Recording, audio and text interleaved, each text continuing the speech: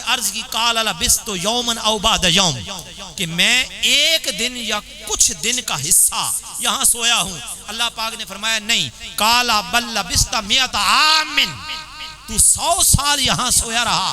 فانظر الی طعامک وشرابک لم یتسنى، اب اپنے کھانے اور پانی کو دیکھ، باسی بھی نہیں ہوا. کھانے پہ 100 سال گزرا. قرآن مجید تیسرے پارے میں بیان کر رہا ہے 100 سال کا وقت کھانے پہ گزرا.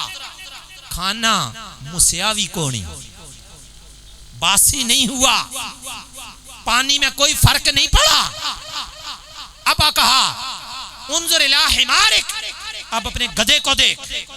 گدھے کا نام و نشان تک مٹ چکا تھا، اس کی ہڈیاں بھی خاک میں مل گئیں. اللہ پاک نے کہا اب دیکھ وَلِنَجْعَلَكَ آیَةً لِلنَّاسِ، ہم اس کو کس طرح لوگوں کے لیے نشانیاں بناتے ہیں. اب اپنے گدھے کو دیکھ، خدا نے اس زمین کو حکم دیا، اس میں حرکت پیدا ہوئی، ہڈیاں نکل آئیں، ذرات ملے، ہڈیاں بن گئیں. اب ہڈیاں جڑنے لگ گئیں، گدھے کا ڈھانچہ بن گیا، اس پہ گوشت چڑھنے لگ گیا، پھر چمڑا چڑھ گیا، پھر بال اگائے، اور کچھ دیر میں ہی گدھا اپنی گردن ہلاتے ہوئے بولنے لگ گیا. جب یہ موت کے بعد زندگی ملنے کا منظر عزیر پیغمبر نے اپنی آنکھوں سے دیکھا تو عرض کی قال اعلم ان اللہ علی کل شیء قدیر، باری تعالیٰ ہاں میں جانتا ہوں کہ تو ہر چیز پہ قدرت رکھنے والا ہے. تو نے مردہ کو کیسے زندہ کیا مجھے دکھا دیا. اللہ کا شکر ادا کرنے کے لیے 4 رکعت نفل ادا کیے. وقت عصر کا تھا، خدا نے وہی عصر کی نماز اس امت پہ فرض کر دی. اب آئیں مغرب کی نماز 3 رکعتیں کیوں ہیں؟ طاق کیوں ہیں؟ کوئی 2 ہیں، کوئی 4 ہیں، مغرب کی 3 کیوں؟ یہ بھی ایک یاد ہے جو منائی جا رہی ہے. ایوب علیہ السلام یا یعقوب علیہ السلام یا دونوں کے ساتھ اس نماز کی نسبت ہے. 18 سال حضرت یعقوب علیہ السلام بیمار رہے، جسم میں کیڑے پڑ گئے، رب کا امتحان تھا. برادری نے ساتھ چھوڑ دیا، ماننے والوں نے چھوڑ دیا، اہل محلہ نے چھوڑ دیا، گھر والوں نے چھوڑ دیا. ایک بیوی وفادار رہی، اٹھا کے دریا کے کنارے چلی گئی، جھونپڑی بنا کے اپنے ہی شوہر کو اور اللہ کے محبوب نبی کو رکھا. 18 سال کے بعد اب شفا مل گئی، جسم کمزور تھا. 18 سالوں کے بعد اللہ کا نبی اٹھا، 4 رکعت نماز شکرانہ. سورج ڈوب چکا تھا لیکن ابھی اندھیرا غالب نہیں ہوا تھا، مغرب کا ٹائم تھا. 4 رکعت نماز کے لیے کھڑے ہوئے، جب 3 مکمل کر چکے، چوتھی کے لیے نبی خدا اٹھنے لگے، جسم کانپ گیا، گرنے لگے، ادھر ہی بیٹھ کے 3 پہ سلام پھیر دیا. رب نے کہا میرے ایوب کوئی بات نہیں، مجھے تیری 3 ہی پسند ہے. محمد کی امت مغرب کی 3 فرض ادا کرے گی، تیری یاد بناتے رہے گی. عشاء کی نماز 2 نبیوں سے منسوب ہے، جیسے مغرب کی 2 نبیوں سے منسوب تھی ایوب اور یعقوب علیہ السلام، عشاء کی نماز بھی 2 نبیوں سے منسوب. ایک نبی کا نام حضرت یونس علیہ السلام ہے، مچھلی کے پیٹ میں 40 دن رہے. مچھلی نے 40 دنوں کے بعد بحر نکالا، دریا کے کنارے پر رکھا. عشاء کا وقت تھا، شکرانے کی 4 نفل ادا کیے، رب نے ادا پسند کی اور اس امت پہ وہی 4 رکعتیں عشاء کے وقت فرض کر دی. اور دوسری نسبت ہمارے پیارے آقا و مولا تاجدار کائنات کے ساتھ ہے. آقا نے اپنی حیات مبارکہ میں سب سے پہلے جس نماز کو باقاعدہ ادا کیا وہ عشاء کی نماز تھی. رب کو ادا پسند آئی، اللہ پاک نے وہی 4 رکعتیں اس امت کی یاد بنا دی. اب آئیں سفر حج دیکھیں.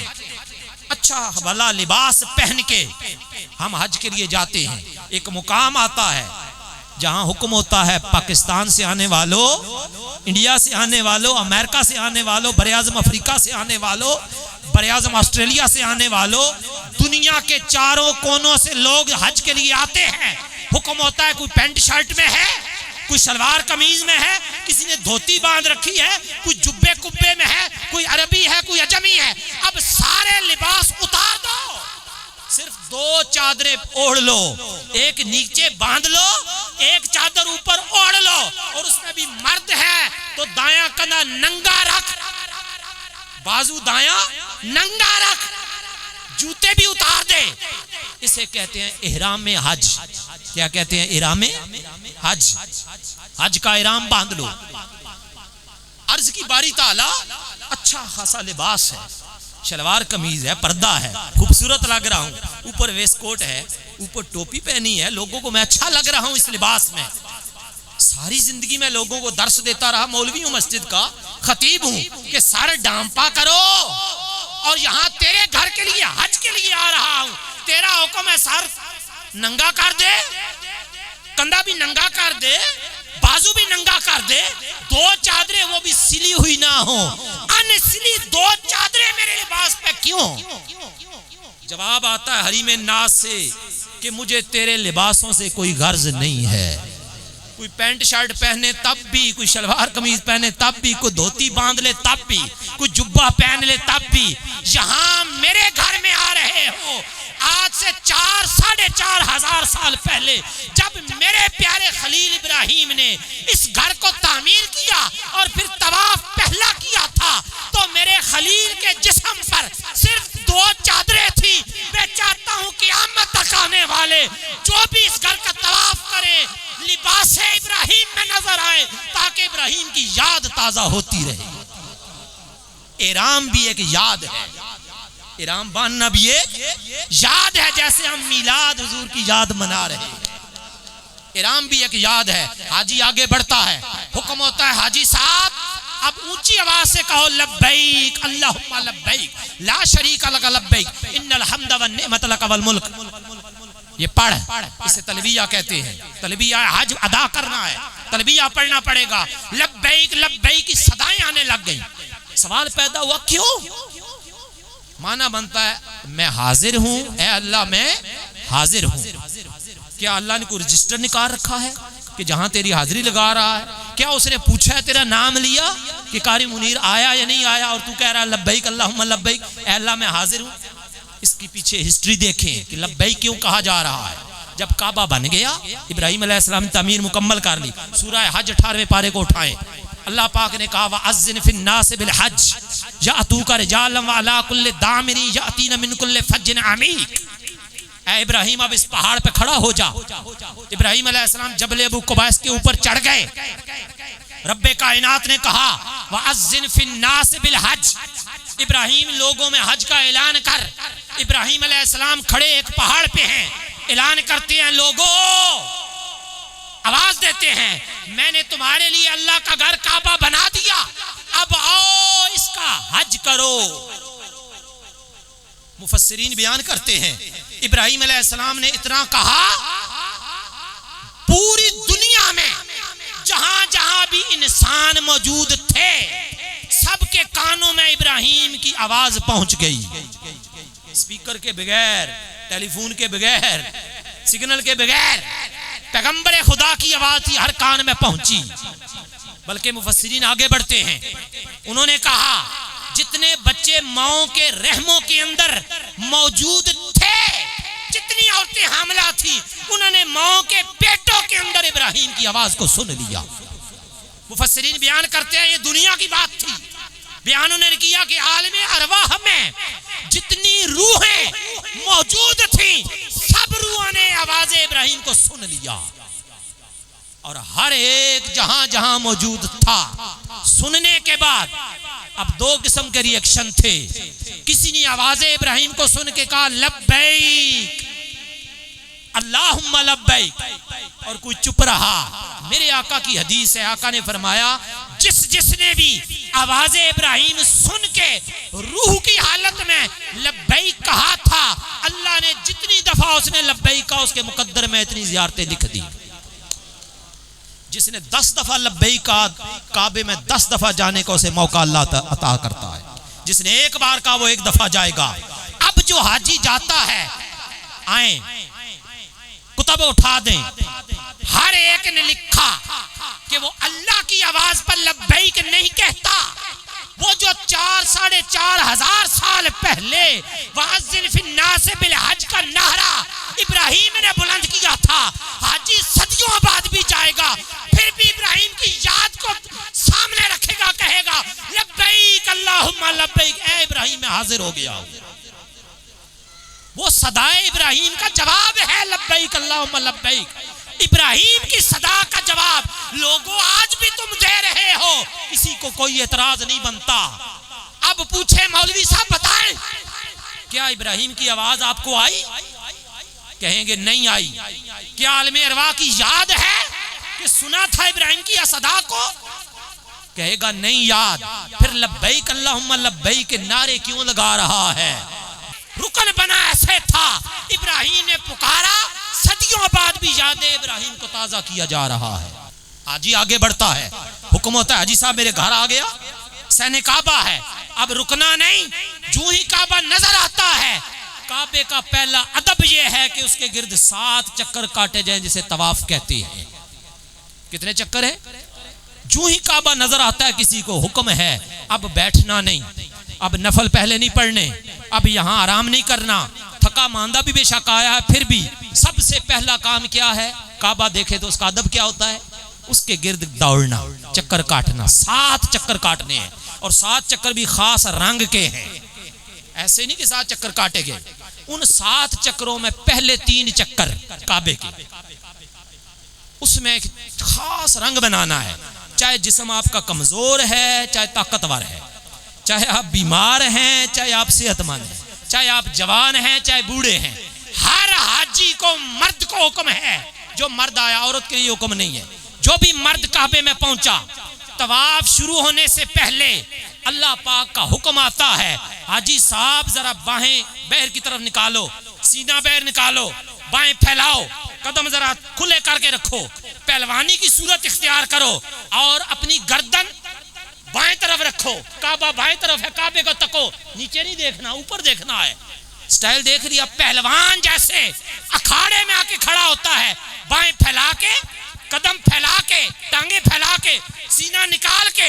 اب کمزور ماڑوا بندہ بھی پہنچے، اسے بھی خدا کہتا ہے بے شک تیرے سانس اتنے نہیں ہیں، ہوا کا جھونکا ہے، گرجا ہڈیوں کا ڈانچہ ہے، لیکن پھر بھی سینہ نکال، مرد ہے، سینہ نکال، بائیں پھیلا، ٹانگیں کھلی کر۔ باری تعالیٰ کیوں؟ اور 3 چکر اسی طرح پیر زور سے مار کے کعبے کا طواف کرنا ہے، پہلوانوں کی طرح۔ ہو سکتا ہے کسی مولوی نے سمجھایا ہی نہ ہو، سیکھ لیں اگر رب موقع دے، طواف ایسے کرنا ہے۔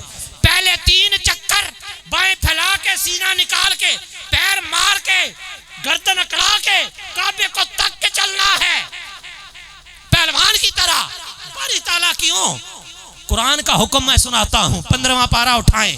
اللہ پاک نے خود فرمایا، اور ہم مولوی اسی چیز کی تعلیم دیتے ہیں، وَلَا تَمْشِ فِي الْأَرْضِ مَرَحًا إِنَّكَ لَن تَبْرِحَ الْأَرْضَ وَلَن تَبْلُغَ الْجِبَالَ طُولًا۔ اے بندے زمین پہ ایستگی نرمی کے ساتھ چلا کر، اکڑ کے نہ چلو، زمین پر اکڑ کے نہ چلو۔ یہاں تو حکم یہ ہے، بندہ کعبے میں پہنچا، خدا کا گھر سامنے ہے، اب اکڑ کے کیوں چل رہا ہے؟ آئیں، یہ بھی ایک یاد ہے جو منائی جا رہی ہے۔ دنیا ساری میں بندہ چلتا ہے عاجزی کے ساتھ۔ میرے آقا کی تعلیمات ہیں کہ جب تم چلو، گردن جھکا کے، آنکھیں نظریں نیچی رکھ کے، کندھے جھکا کے، عاجزی انکساری کے ساتھ زمین پہ چلو۔ کوئی شخص بھی زمین پہ اکڑ کے نہ چلے، کیونکہ تکبر صرف خدا کو زیبا ہے، اس کے علاوہ کسی کو غرور و تکبر زیبا ہی جچتا ہی نہیں ہے۔ اب بندہ وہاں پہنچا جہاں خدا کا گھر ہے، اللہ کا گھر سامنے، اور حکم ہے اکڑ کے چل۔ فرمایا آ، یہ کس کی یاد ہے کہ تجھے بندے یہاں، بے شک تو مولوی ہے، ساری زندگی عاجزی انکساری کی تعلیم دیتا رہا، یہاں خود اکڑ کے چل۔ کیوں؟ آقا علیہ السلام تشریف لائے کعبے میں طواف کے لیے، صحابہ اکرام ساتھ تھے۔ حضور کے صحابہ بھوک برداشت کر کر کے، روزے رکھ رکھ کے کمزور ہو گئے، صحابہ کے جسم دبلے ہو گئے، پتلے ہو گئے۔ آقا علیہ السلام کے دشمن جو پہاڑیوں پہ بیٹھے تھے، چھتوں پہ بیٹھے تھے مکے والے، انہوں نے کہا کہ ہم دیکھتے ہیں محمد کے غلام کتنے کمزور ہو گئے، اس کے ماننے والے بڑے لاغر اور کمزور ہیں۔ حضور کے کانوں تک یہ خبر پہنچی، میرے آقا نے سب کو کہا، اے میرے صحابہ خبردار، بے شک جسمانی کمزوری موجود ہے، لیکن دشمن دیکھ رہا ہے، اس پہ رعب ڈالنے کے لیے، دبدبا قائم رکھنے کے لیے، اور یہ دکھانے کے لیے ہم کمزور نہیں ہیں، اب بھی لڑنے کرنے کے لیے تیار ہیں، اس لیے اکڑ کے چلنا ہے، جھک کے نہیں چلنا۔ جب 3 چکر کاٹ چکے، میرے آقا نے کہا اب ذرا نارمل چکر کاٹ لو۔ اللہ نے کہا اے حاجی صدیوں بعد بھی تو آئے گا تو یہاں آ کے مصطفیٰ کی ادا کو دہرانے کے لیے اکڑ کے چلنا پڑے گا۔ حضرات گرامی، آپ کا پتھر مارنا شیطانوں کو یہ بھی ایک یاد نہیں ہے تو اور کیا ہے جو آپ دہرا رہے ہیں کہ ہم شیطان کو گنگریاں مار رہے ہیں؟ بھائی کس کی یاد ہے؟ وہ یاد ابراہیم و اسماعیل کی ہے، قربانی کے لیے جا رہے، شیطان نے ورگلایا، انہوں نے پتھر مارے۔ کیا حاجی صاحب آپ کو آج شیطان نظر آتا ہے؟ کیا آپ کو ورگلاتا ہے؟ کیا آپ کے راستے میں روڑے اٹکاتا ہے؟ کیا آپ کے دل میں وسوسے پیدا کرتا ہے؟ جواب ہے نہیں۔ تو پھر یہ کنکریاں کیوں ماری جا رہی ہیں؟